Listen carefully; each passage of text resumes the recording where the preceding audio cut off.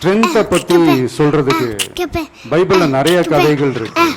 ஆள குள்ளிக்குள்ள யோசேப்ப தள்ளி நல்லோம் ஓராயிரங்கள்ல போட்டு கூலிய மறைச்சாலும் வேண்டிக் கொண்டதையும் வேண்டாமல் விட்டதையும் ஜோசப்பை மீட்பது தான் இயேசு பிதா அப்படின்னு சித்தமானால் தடுத்து நிறுத்தி ஆளை யாரால் கூடும்?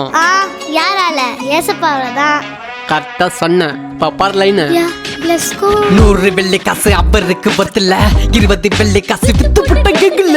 டடியோட திட்டம் எல்லாம் கண்ணீரோட முடிஞ்சு போச்சு. பிரதர்ஸ் திட்டம் எல்லாம் காசோட தீர்ந்து போச்சு. ஜோசப்ப போத்தி பாரு மன்னன் தானே வாங்கிக்கிட்டு அடிமண்ணு என்ன மத்தான் ஆழம் தானே அறிஞ்சிக்கிட்டு ஏசப்பா புள்ளையா தான் பயந்து தானே நடந்துக்கிட்டு போத்தி வைப்பு பாவத்துக்கு டாட்டா தானே காட்டிக்கிட்டு செய்யாத பாவத்துக்கு கம்பிய தான் எண்ணிக்கிட்டு ஃப்ரெண்டோட கனவுக்கெல்லாம் பதில தானே சொல்லிக்கிட்டு உனக்கு கனவும் புரியல ஒன்னும் தெரியல ஒன்னும் தெரியல ஒன்னும் தெரியல ஒன்னும் தெரியல. ஜோசப்ப கூப்பிடுடா அர்த்தம் தானே தெரிஞ்சுக்குவோம். ராஜான்னு பேரை வச்சு சிஎம் சீட்டை கொடுத்துடுவோம்.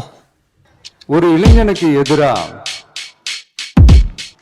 தன்னோட சொந்த சகோதரர்களே பொறாமைப்பட்டு அவனை பாழும் கிணத்தில் தள்ளிவிட்டு அதுக்கப்புறம் அவர் எப்படி மீண்டு வந்து அந்த நாட்டுக்கே அரசனாகி